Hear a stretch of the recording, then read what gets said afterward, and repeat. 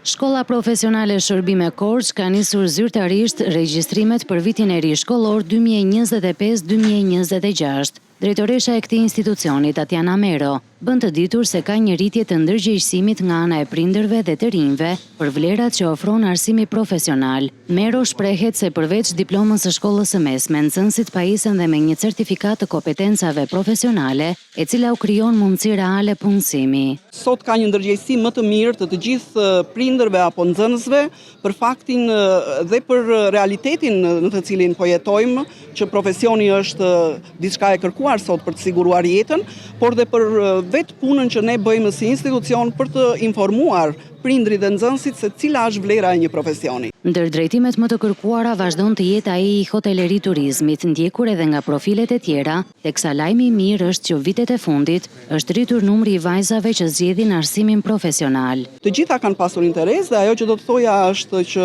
përveç përfitimeve të ndryshme që kanë nxënësit në këto drejtime që ndjekin, pozitive është fakti që kemi të regjistruar vajza.